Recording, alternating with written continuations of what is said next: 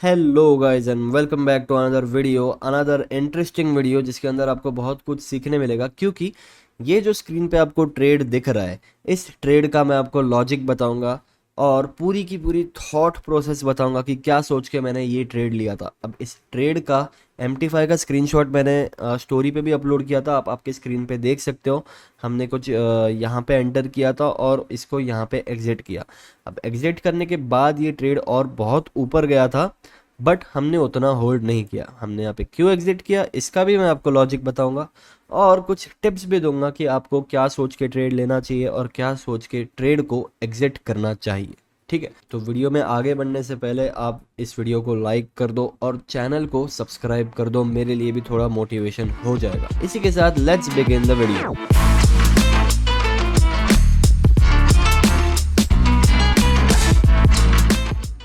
Okay guys, तो जैसा कि आपने उस स्क्रीनशॉट में देखा और आप यहाँ पे भी देख सकते हो, हमने इसमें कुछ 105 पिप्स कैप्चर किए थे और 1:3.5 का ये रिस्क रिवॉर्ड हमने यहाँ पे रखा था। अब इतना अच्छा रिस्क रिवॉर्ड आप अगर रखोगे तो 10 में से आपके 5 ट्रेड लॉस में भी जाते हैं तो भी आप प्रॉफिट में रहोगे, है ना। इसलिए रिस्क रिवॉर्ड बड़ा रखना इज़ वेरी इंपॉर्टेंट।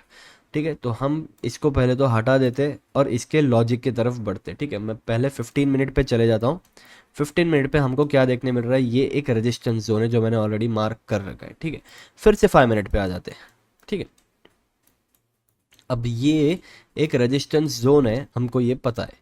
फिर क्या होता है, जब गोल्ड वापस से इस रेजिस्टेंस के पास यहाँ पे आता है, यहाँ से एक बड़ी सेलिंग आनी चाहिए, है ना। क्योंकि पहले भी इस रेजिस्टेंस पे अच्छी बड़ी सेलिंग आई थी, आप यहाँ पे देख सकते हो। तो जब वापस से गोल्ड यहाँ पे आता है, एक बड़ी सेलिंग हमको देखने मिलनी चाहिए। बट हमको यहाँ पे क्या देखने मिलता है, जो पॉइंट नंबर 1 होता है हमारा इस ट्रेड में बनने का, यहाँ पे सेलिंग छोटी सी आई और वापस गोल्ड ऊपर आ गया इस रेजिस्टेंस के पास। इसका मतलब क्या है, सेलिंग वीक है ना।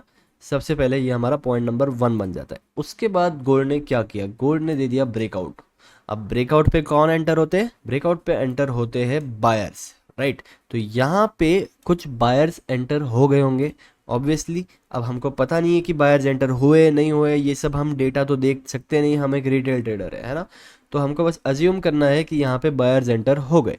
अब यहाँ पे बायर्स एंटर होने के बाद क्या उनको प्रॉफिट मिला, नहीं, सीधे वो ट्रैप हो गए, राइट। गोल्ड नीचे आ गए, उनका SL हिट हो गया और वो ट्रैप हो गए। अब यही वो पॉइंट होना चाहिए था कि गोल्ड यहाँ से ऊपर चले जाए, है ना। ब्रेकआउट, रीटेस्ट, ऊपर।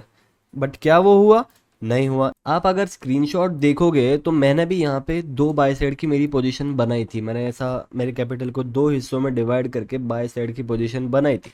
बट यहाँ पे मुझे स्ट्रेंथ दिखी नहीं और एक जब रेड कैंडल बनने लगी तो मैंने यहाँ पे अपनी पोजीशन काट दी, क्योंकि ये रीटेस्ट वाले बायर्स को रिमूव कर सकता है, ये मुझे समझ गया था और वही हुआ। यहाँ पे गोल्ड ने फिर से उनको भी ट्रैप करने नीचे आ गया। अब जब ये नीचे आ गया तब मेरे लिए भी ये पूरा वैसे देखा जाए तो एक फेक ब्रेकआउट वाला सिनेरियो बन जाता और यहाँ पे कहीं पे एक सेल साइड की मेरी पोजीशन बन जाती। बट वो नहीं बनी, क्यों, क्योंकि गोल्ड ने नीचे आके फिर से एक बार ऊपर गया और रीटेस्ट बताया। अब ये रीटेस्ट क्यों बताया, बहुत इंटरेस्टिंग लॉजिक है इसका, आप देख लो। ठीक है, गोल्ड जब नीचे आया ये फेक ब्रेकआउट का सिनेरियो बन गया। फेक ब्रेकआउट पे कौन एंटर होंगे, यहाँ पे सेलर्स। तो यहाँ पे बहुत सारे सेलर्स एंटर हो गए होंगे ये स्विंग ब्रेक पे। थोड़ा मैं क्लियर कर देता हूँ। ओके, ये स्विंग ब्रेक पे बहुत सारे सेलर्स एंटर हो गए होंगे। फिर क्या हुआ, ऊपर गया और वापस रीटेस्ट बताया। अब रीटेस्ट पे फिर से कौन एंटर हुए, यहाँ पे और सेलर्स एंटर हो गए, राइट। अब इतने सारे सेलर्स यहाँ पे एंटर हो गए, इन सबके स्टॉप लॉसेस होते हैं ऊपर। अब हमारी एंट्री एग्जैक्टली हो गई थी इस वाली कैंडल पे, ठीक है, इस वाली ग्रीन कैंडल के टॉप पे। ये जो कैंडल है इसी कैंडल पे हमारी एंट्री हो गई थी और आप देख सकते हो उसके बाद गोल्ड ने थोड़ा सा रीटेस्ट बताया। बट ये जो भी गोल्ड नीचे आया मैं उससे डरा नहीं या फिर मैं डर के एग्जिट नहीं कर दिया कि ये तो नीचे जा रहा है। क्यों, क्योंकि ये मेरे लिए एज अ कंफर्मेशन और एक्ट किया। जैसा मैंने आपको बताया ये रीटेस्ट है, रीटेस्ट पे और सेलर्स एंटर होंगे और सेलर्स मतलब और स्टॉप लॉसेस उनके ऊपर।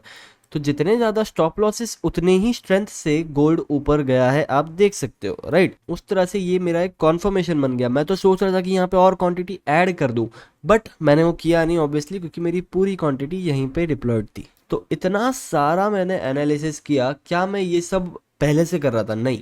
मैंने कुछ यहाँ पे जब गोल्ड था तब मैंने चार्ट खोला और तभी मैंने ये देख के पूरा एनालाइज कर लिया और यहाँ पे एंट्री बना लिया अपनी। अब मैं ये क्यों कर पाया? क्योंकि मैं चार्ट को बायर्स और सेलर्स के पर्सपेक्टिव से देखता हूँ, ना कि पैटर्न्स और इंडिकेटर्स के पर्सपेक्टिव से, राइट। अब कुछ लोग आपको क्या बोलेंगे कि गोल्ड यहाँ से ऊपर क्यों गया, वो लॉजिक क्या बताएंगे कि यहाँ पे एक डब्ल्यू पैटर्न बन गया इसलिए ऊपर चला गया, या फिर वो बोलेंगे कि यहाँ पे एक इन्वर्टेड हेड एंड शोल्डर्स बन रहा था, इसका ब्रेकआउट हुआ इसलिए ऊपर चल गया, राइट। ऐसे कुछ भी पैटर्न्स को बता देंगे कि इस रीजन से गोल्ड ऊपर गया, बट कोई ये नहीं बताएगा कि गोल्ड ऊपर गया है क्योंकि यहाँ पे सेलर्स ट्रैप हुए, राइट।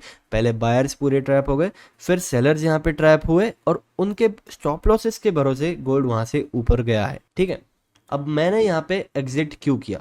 एग्जैक्टली मैंने यहाँ पे 2686 यहाँ पे कहीं पे मैंने एग्जिट किया था। मैंने क्यों किया देखो, अब सबसे पहले मैं यहाँ पे अगर कहीं एक हॉरिजॉन्टल लाइन बना दूँ तो पीछे जाके आप देख सकते हो कि ये एक रेजिस्टेंस जोन है, ठीक है।